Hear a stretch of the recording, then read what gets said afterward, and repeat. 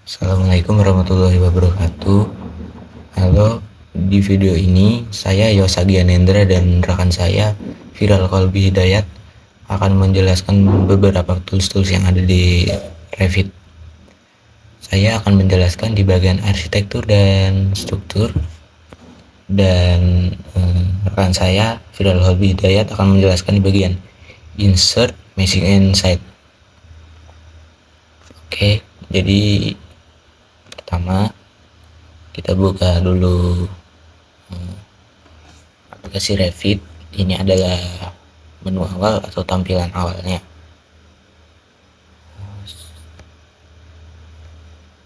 Nah, untuk memulai kita klik new, lalu kita browse, kita cari template arsitektur yaitu default multi disiplin ini, lalu kita open. Nah, pada awalnya kan seperti ini. Sebentar lagi loading.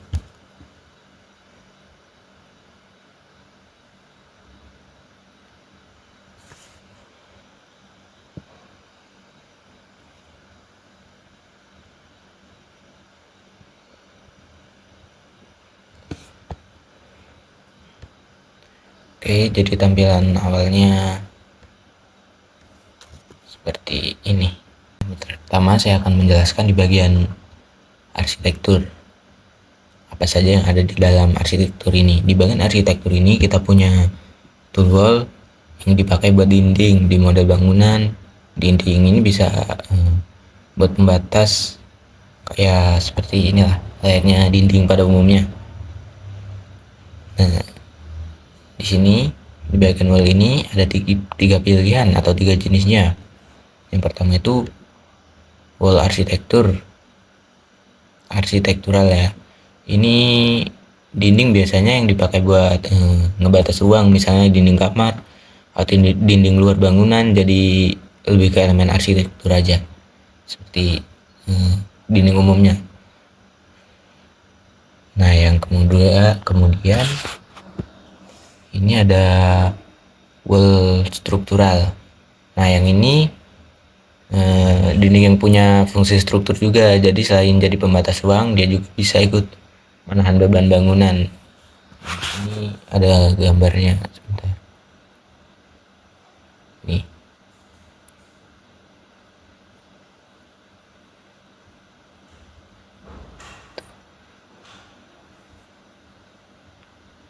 Nah, yang kemudian ini wall by face. Wall by face ini yang biasanya dipakai kalau kita bikin bentuk bangunan yang agak bebas atau kompleks buat melengkungkan bagian bangunan, bagian tembok itu, seperti pada gambar ini. Jadi dindingnya nanti ngikut permukaan dari bentuk masa yang kita buat sebelumnya. Nah, kemudian di sini ada bagian properti dinding, properti wall. Nah, basic wall ini di bagian ini kita bisa memilih dinding apa yang mau kita buat, seperti ada yang 3 lapis, 2 lapis, atau tebal atau tipis gitu. Tuh, tekstur interior, eksterior. Nah, yang kemudian edit type atau type selector ini buat milih jenis dindingnya, misal beda ketebalan, beda material, atau konstruksi dinding dengan mengedit ini. Lalu kita ke base constraint. Base constraint ini buat nentuin dinding mulai dari level mana, misalnya dari level 1 atau level 2 gitu. Yang kemudian tuh ada top constraint.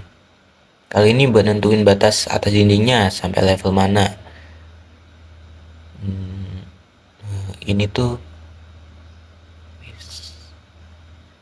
Nah, yang ini base offset, jadi buat jarak ke bawah dari permukaan lantai. Kemudian yang top offset ini jarak plus dari permukaan lantai, jadi dari permukaan lantai itu ke atas. Yang ini ke bawah dari permukaan lantai. Kemudian kita ke bagian door atau pintu.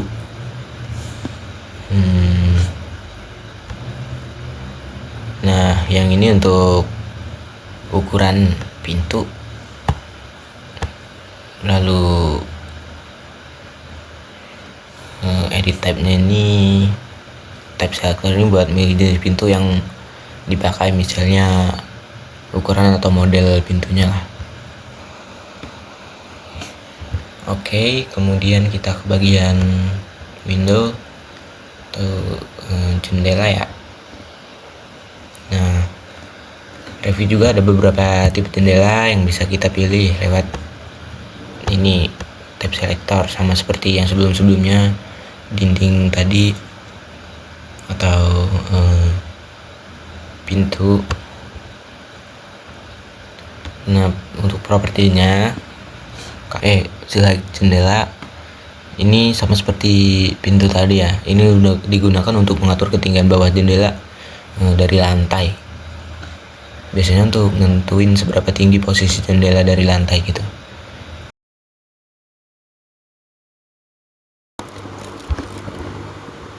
Oke, selanjutnya adalah komponen.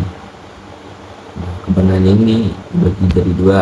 Oh ya, komponen ini biasanya tool ini dipakai untuk mengisi model supaya bangunan lebih lengkap, misalnya menambahkan meja, kursi, lemari, atau peralatan lainnya lah,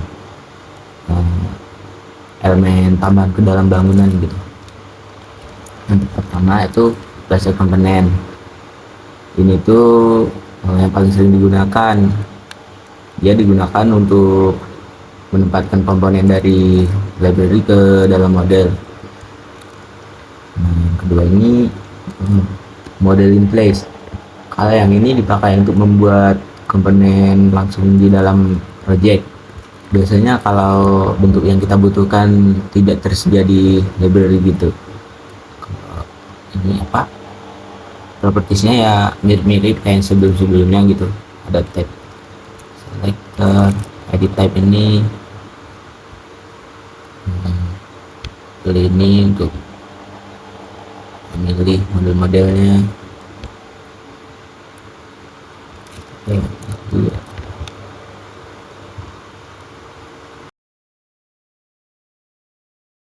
Nah, untuk selanjutnya itu kolom atau kolom ya. Nah, tool ini tuh digunakan untuk membuat kolom pada bangunan. Kolom itu berfungsi sebagai elemen vertikal yang membantu menopang beban bangunan gitu, kayak tulang. Nah, jenis-jenisnya di sini dibagi, kolom itu dibagi jadi dua. Yang pertama struktural kolom. Jenis ini biasanya dipakai sebagai elemen arsitek. Elemen arsitektur RAL. Jadi lebih ke tampilan atau bagian desain bangunan, misalnya kolom di teras atau lobby gitu. Yang kolom struktural kolom ini, kalau yang ini digunakan sebagai kolom struktur, jadi benar-benar berfungsi untuk menopang beban bangunan dan biasanya terhubung dengan balok dan fondasi, benar jadi tulangnya gitu. Nah, kalau untuk propertiesnya ya sama seperti sebelumnya, ada edit type. Kemudian yang ini top connection ini menentukan sampai mana kolom tersebut naik. Kalau base connection ini menentukan level dasar kolom dinilai lah.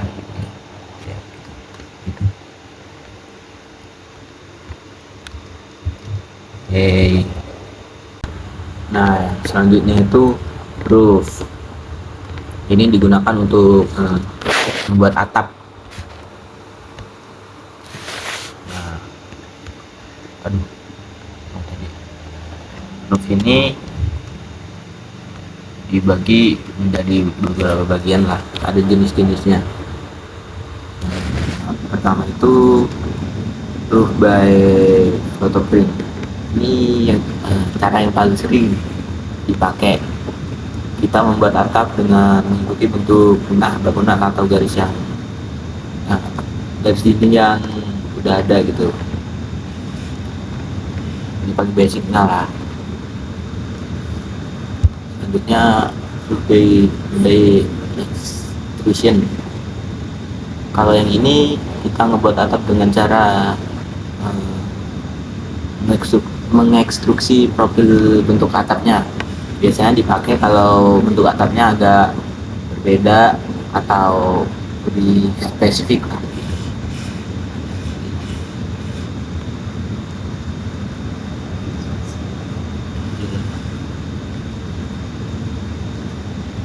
Selanjutnya by face. Ini dipakai kalau kita ngebuat atap ngikutin permukaan dari masa bangunan. Biasanya digunakan pada desain yang bentuknya lebih kompleks.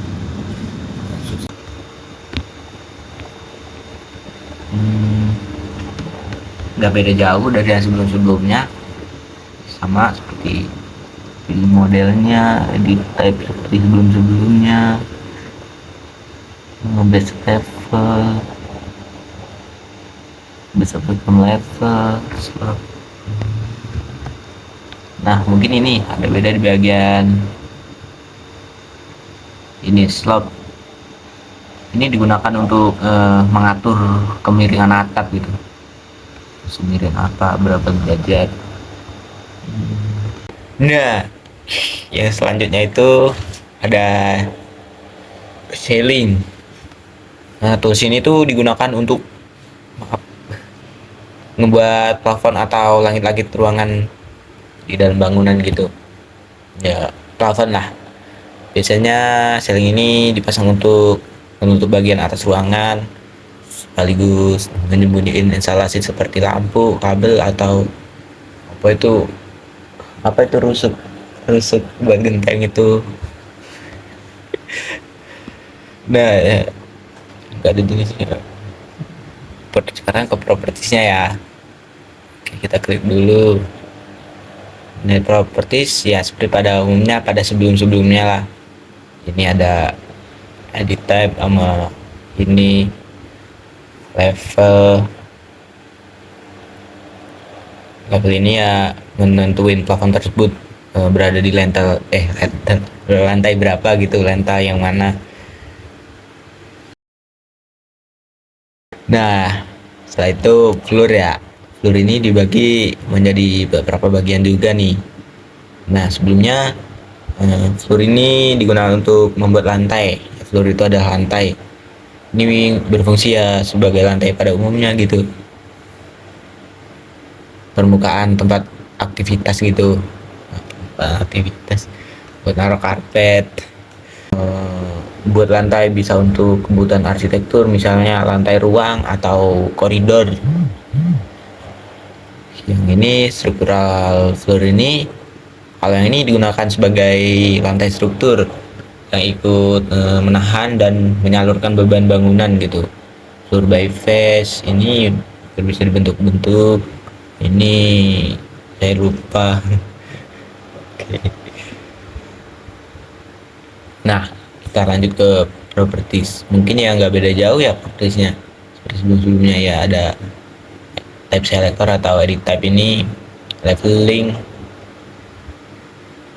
height offset, from level. Ini from level, di belakangnya ada tulisan level. Digunakan untuk mengatur jarak lantai dari level yang dipilih lah gitu. Nah, selanjutnya ini curtain system ya. Penjelasan tool curtain system ini digunakan untuk membuat sistem curtain wall, yaitu dinding yang biasanya terdiri dari kayak kaca dan rangka seperti bulan besi. Curtain system ini biasanya dipakai pada bangunan, misalnya pada gedung perkantoran atau bangunan bertingkat yang banyak menggunakan kaca gitu. Jadi buat menopang kacanya. Nah, sekarang kita mungkin ke komponen tetap sama mungkin ya, seperti pada sebelum-sebelumnya. Ada di type ini untuk content system, ini untuk yang ini untuk ukuran. Oke, selanjutnya ini curtain grid. Aduh, maaf. Nah, tool ini digunakan untuk membuat garis pembagi pada curtain wall atau curtain system gitu. Nah, tadi untuk nge-grid gitu. Nah, untuk propertiesnya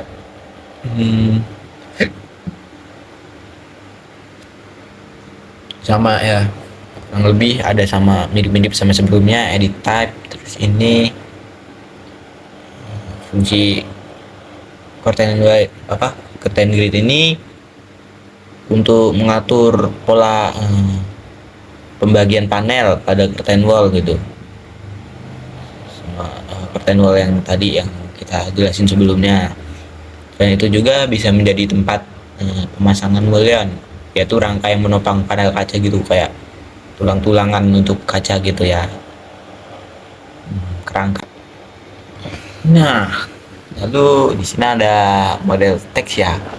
Nah, model teks ini tool yang digunakan untuk membuat teks dalam bentuk 3D gitu. Jadi teksnya timbul kayak mural, seperti mural, mirip-mirip dengan mural gitu. Biasanya model teks dibakar untuk tulis pada face bangunan seperti nama gedung, terus signes gitu, atau tulisan dekoratif sini seperti di gerbang-gerbang gitulah, gerbang perumahan. Nah, jadi seperti ini, kita tinggal tulis, ntar dia timbul. Nah, yang selanjutnya itu model line.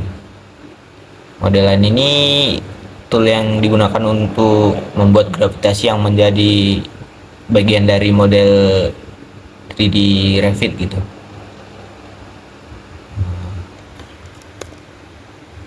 Model line berbeda dengan detail line yang hanya terlihat di tampilan tertentu. Model ini akan ada gimana ya, tampilan 3D-nya gitu, maupun elevasi, untuk nentuin elevasi lah gitu.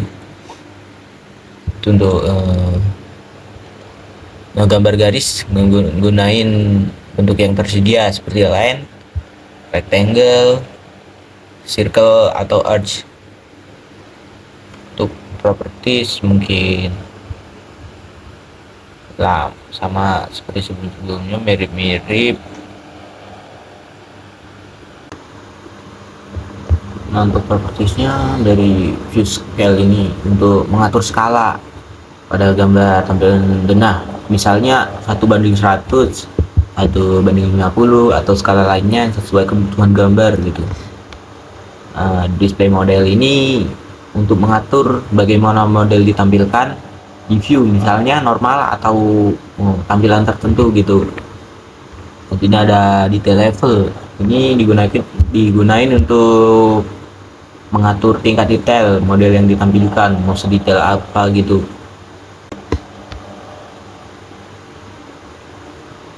Nah, selanjutnya ini ada room. Tools ini digunakan untuk menandai gitu yang sudah dibatasi oleh dinding, seperti ada contohnya ini, contoh video seperti videonya ini. Selanjutnya room separator. Tool ini digunakan untuk membuat batas ruang secara virtual di dalam model.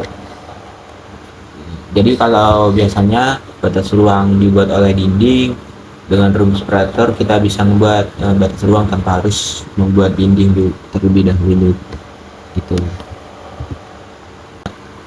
Tool ini digunakan untuk menampilkan informasi dari sebuah ruangan yang sudah dibuat menggunakan tools room gitu. Biasanya room tag ini menampilkan nama ruangan dan nomor ruangan dan kadang juga bisa menampilkan luas ruangan tergantung tipe tag yang digunakan. Nah, selanjutnya ada area. Tool ini digunakan untuk menghitung atau menandai luas suatu area pada bangunan. Biasanya tool area dipakai untuk kebutuhan analisis ruangan atau perhitungan luas bangunan gitu. Misalnya untuk mengetahui luas zona tertentu dalam bangunan. Setelah batasnya dibuat, kayak kita pilih area atau klik di dalam area tersebut. Setelah itu akan otomatis menampilkan luas area tersebut. Nah, kalau tag area ini tool yang digunakan untuk menampilkan informasi dari area yang sudah dibuat menggunakan tools area yang ini. Jadi mirip-mirip seperti inilah gitu. Tapi dia untuk ngetek gitu. Sama saja sih sepertinya. Gunanya itu kayak cukup pilih di area tag. Nah, seperti pada gambar itu, kita pilih di area tag gambarnya. Nah, lalu klik pada area yang sudah dibuat. Setelah itu akan menampilkan tag atau label area di dalam gambarnya gitu. Selanjutnya ini by face. By face itu fitur ini digunakan untuk membuat elemen bangunan seperti wall, roof, atau dengan mengikuti permukaan dari bentuk. Buat sebelumnya biasanya tuh digunakan kalau kita buat desain bangunan dalam bentuk yang bebas atau kompleks sehingga elemen bangunan ikutin tersebut gitu. Nah, di kompleks misalnya ya sekarang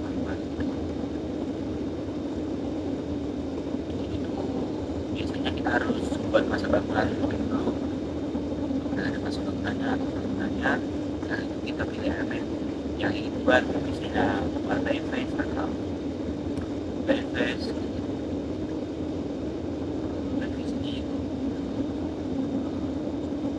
ininya supaya lebih kompleks dan menjadi aktif baru dia atapnya lebih kompleks.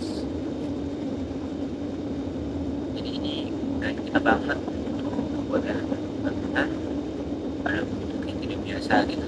Misalnya bangunan dengan bentuknya kampung atau kayak yang susah-susah gitu bergelombang.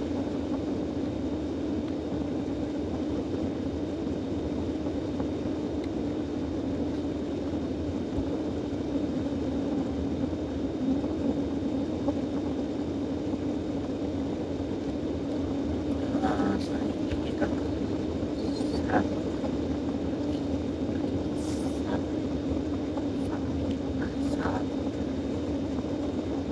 nah pada kalau saat ini digunakan untuk membuat bentuk vertikal pada bangunan yang biasanya membuat beberapa lantai sekaligus. Jadi lantai vertikal contohnya di parkiran hotel gitu. Ini yang membuat kayak di foto tangga biasanya dibuat begitu, foto tangga atau dalam instalasi seperti pipa yang lewat beberapa lantai gitu. Cara menggunakannya itu kayak membuatnya kita pilih sub lalu gambar garis varian.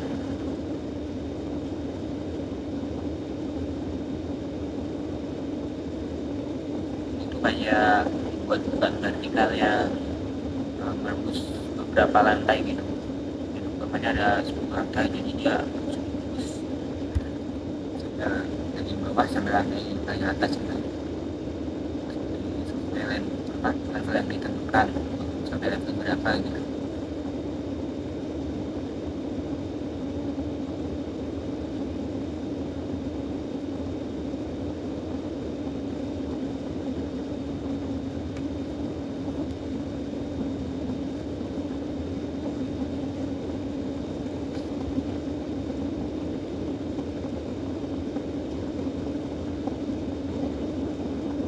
selanjutnya kita ke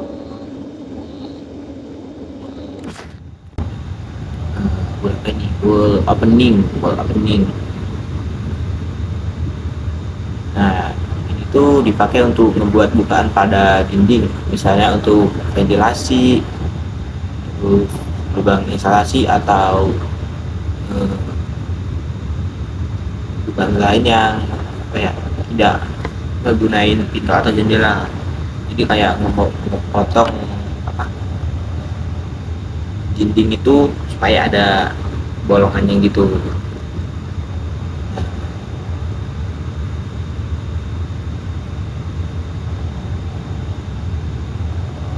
Jadi kita bolongin dinding itu enggak cuma pakai door atau window, jadi kita juga bisa pakai ini. Dan buat tekstur juga bisa apa ya, model pakai ini.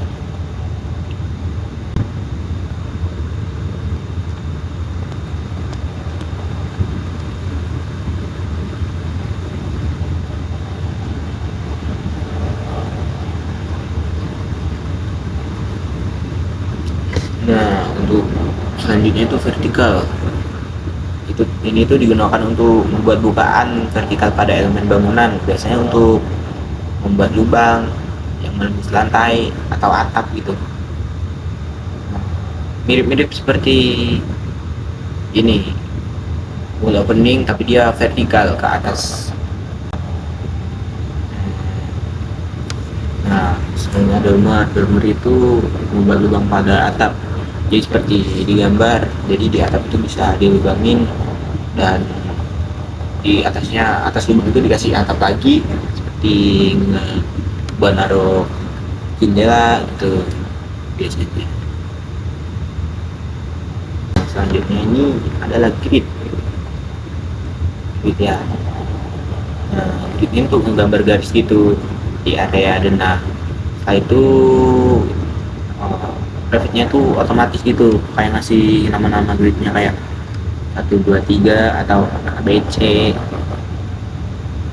biasanya berupa huruf atau angka gitu kan. Nah, grid juga akan terlihat di beberapa view seperti denah, elevasi, dan tampilan lainnya. Fungsinya itu sebagai sistem koordinat lah, atau acuan dalam perancangan bangunan, sehingga memudahkan kita menempatkan elemen struktur yang lebih jelas. Nah, jadi kita bisa bikin kayak apa ya, cetakan gitulah, cetakan untuk membuat rumahnya dari jaraknya gitu. Maaf, support plan. Jadi fitur ini digunakan untuk membentuk bidang kerja atau bidang tempat kita akan membuat suatu elemen di dalam model gitu. Jadi sebelum kita buat elemen seperti model line, model teks, atau komponen tertentu, kita bisa tentukan dulu bidang mana yang akan dijadikan tempat menggambar gitu. Nah, selanjutnya board plan mirip-mirip ya sama yang ini, sama set ini.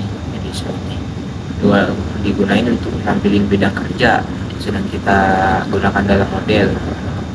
Nah, kalau yang tadi sebagai kayak alas itu, jadi ini seperti gambar ini untuk di atasnya gitu, untuk kita apa ya istilahnya, garis bantu jadi tempat kita membuat elemen seperti model lain itu, atau model teks atau komponen tertentu lah.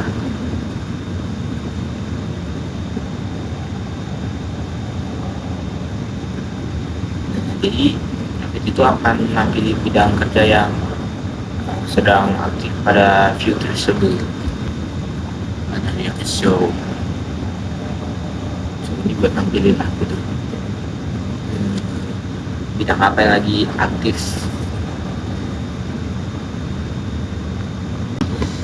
Kemudian FP atau plan, ini digunakan untuk membuat bidang acuan atau garis referensi di dalam model. Ini view.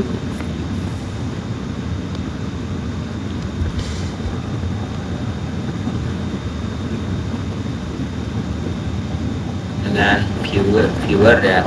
Viewer ini digunakan untuk lihat dan mengatur tampilan model di dalam workspace atau workspace, kayak benak, elevasi atau session. Mungkin itu saja untuk yang arsitektural. Lanjutnya kita bakal lanjut ke structure ya. Oke, sekarang kita masuk ke bagian structure. Yang pertama itu adalah beam. Tools ini digunakan untuk membuat balok struktur pada bangunan.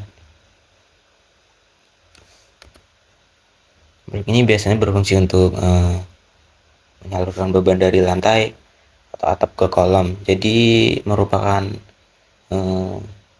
elemen penting dalam struktur bangunan. Jadi dia untuk menopang gitu supaya beban bangunan itu ke kolomnya. Itu properti-propertinya. Kalau beam dipilih ini ada, kita pilih dulu, ada beberapa yang bisa diatur. Yang penting-penting aja ya. Untuk type selector ya seperti properti-properti yang ada di arsitektur, itu mirip-mirip juga. Untuk leveling ini ya sama, untuk ditaruh di level berapa. Ini start level, ini start extension ini digunakan untuk mengatur ketinggian awal balok dari level itu. Kalau yang ini, kalau yang ini ada 6 ini, itu yang ada di arsitektur tadi sudah kita bahas. Sekarang ke yang ini, kita ke connection. Oke, ini connection ini digunakan untuk membuat bangunan antar elemen struktur, misalnya sambungan antara balok dengan kolom atau antara elemen baja lainnya. Jadi sebagai penyambung antar elemen gitu. Untuk fungsi connection ini untuk apa? Memodelkan pembangunan struktur supaya lebih detail. Propertinya mungkin sama, edit type ini seperti sebelumnya. Ini untuk memilih untuk bentuk konsep-konsep. Ada approval status. Nah, fitur ini digunakan untuk menunjukkan status persetujuan dari elemen struktur yang ada di model. Biasanya fitur ini tuh dipakai dalam proses koordinasi proyek untuk mengetahui apakah suatu elemen sudah disetujui, masih dalam proses review atau belum disetujui. Ini adalah ini connection automation. Fitur ini digunakan untuk menambahkan sambungan struktur secara otomatis pada pertemuan elemen struktur seperti balok dan kolom.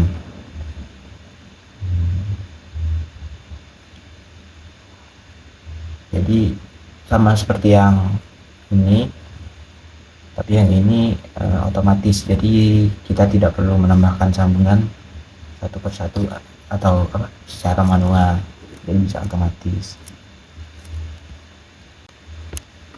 Lalu kita ke select.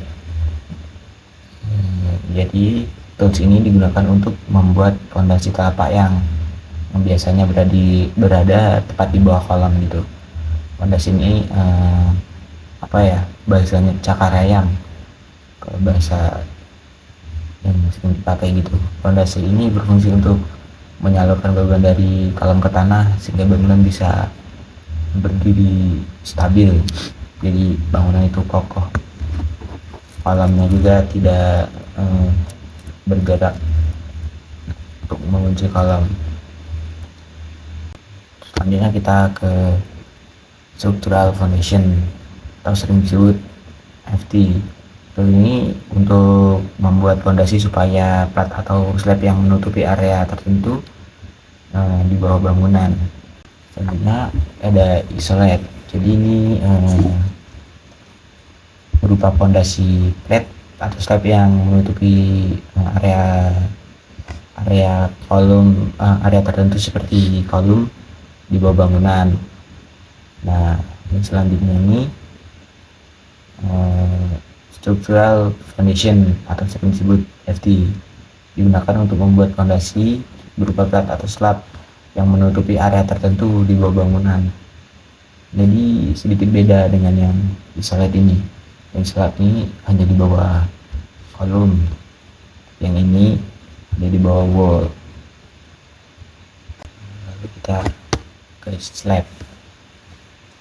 Jadi slab ini adalah bagian struktur yang digunakan untuk membuat plat struktur. Biasanya digunakan sebagai fondasi plat atau slab beton pada bangunan seperti gambar. Jadi berfungsi untuk menyebarkan beban bangunan secara merata ke tanah atau ke elemen struktur di bawah tanah. Untuk properties mungkin tiga ini tidak jauh beda, dan dengan yang lainnya juga tidak jauh beda. Jadi slab ini dibagi lagi menjadi dua ya. Yang pertama struktur foundation slab, jadi digunakan untuk membuat struktur utamanya. Dan slab edge itu ini digunakan untuk menambahkan profil atau tepi pada bagian pinggir slab. Jadi slab edge ini pelengkap dari slab ini. Kemudian kita ke rubber.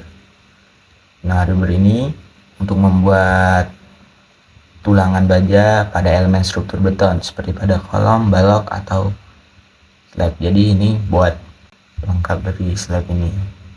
Nah, yang selanjutnya kita ke area. Jadi area ini untuk membuat area atau batas luasan tertentu pada denah yang nantinya bisa dihitung luasnya. Biasanya tool ini untuk analisis ruang atau perhitungan luas area dalam suatu bangunan. Jadi fungsinya ini untuk menghitung luas suatu area dalam model.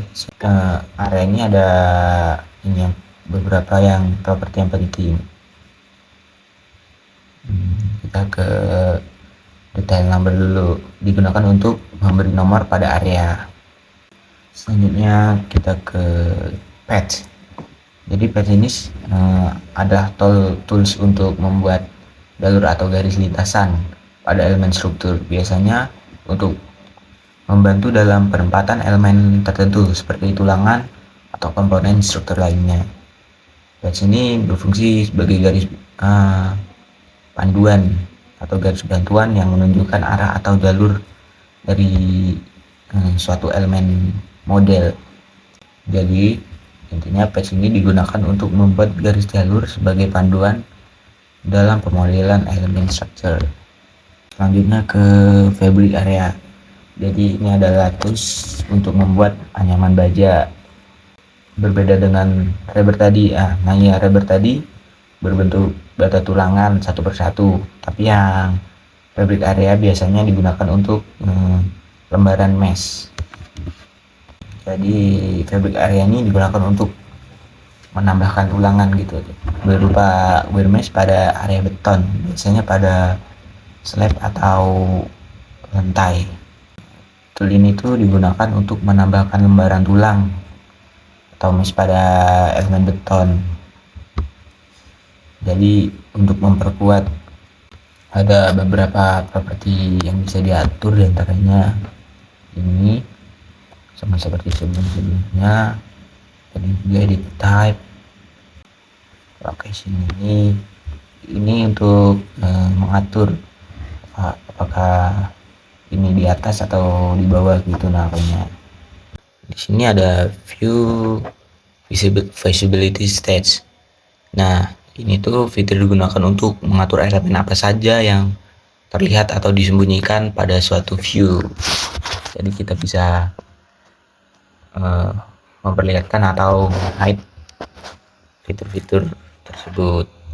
Jadi kita bisa mengontrol tampilan model, misalnya hanya menampilkan elemen structure saja atau hanya elemen arsitektur.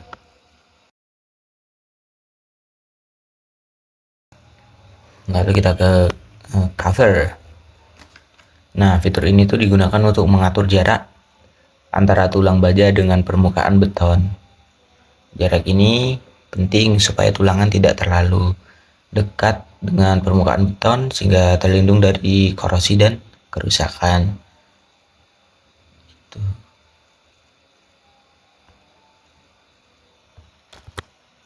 Fiber cover.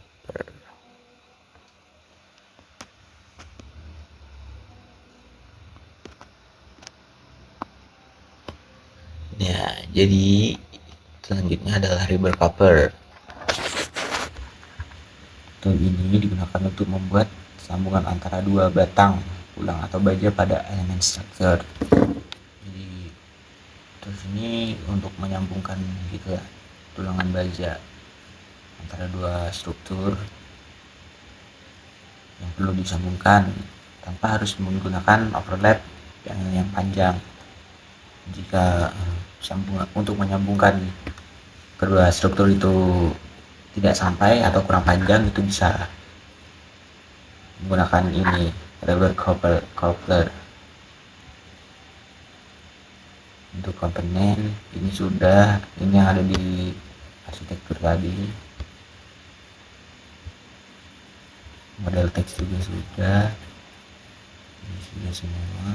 Pipet, sub, dan grid sudah kita bahas. Nah, itu saja mungkin yang dapat saya sampaikan dari arsitektur dan struktur. Nah, kemudian butuh machine insight and insert akan disampaikan oleh rekan saya Viral Colby Hidayat.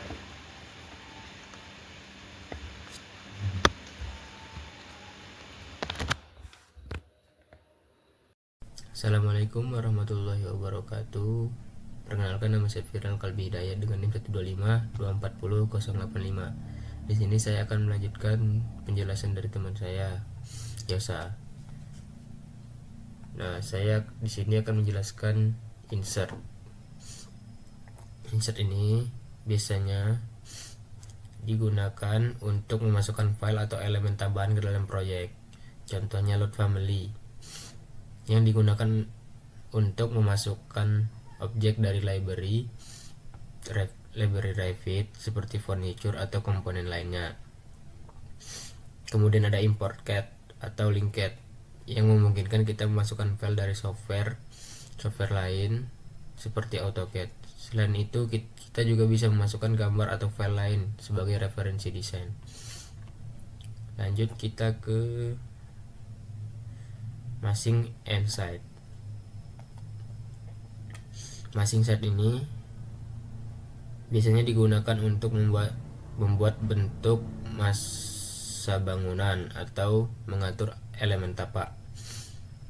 Contohnya kita bisa membuat masing model, yaitu bentuk dasar bangunan sebelum dibuat detail arsitekturnya. Selain itu, di sini juga ada tools untuk membuat topografi atau kontur tanah, sehingga kita bisa menyesuaikan desain bangunan dengan kondisi lahan. Masing zat ini biasanya digunakan pada tahap awal perancangan atau analisis bentuk bangunan. Nah, jadi Revit ada beberapa tools penting yang sering digunakan dalam proses desain, mulai dari arsitektur untuk membuat elemen bangunan, struktur untuk elemen struktur, insert untuk memasukkan file atau komponen tambahan, dan masing insert untuk membuat massa bangunan serta elemen tapak. Selain itu, kita juga menggunakan project browser untuk navigasi tampilan proyek, dan properties untuk mengatur parameter objek. Itu tadi penjelasan singkat mengenai beberapa tools dan fitur utama di Autodesk Revit. Terima kasih yang sudah menonton stream hari ini. Semoga penjelasan ini bisa membantu memahami penggunaan Revit. Wassalamualaikum warahmatullahi wabarakatuh.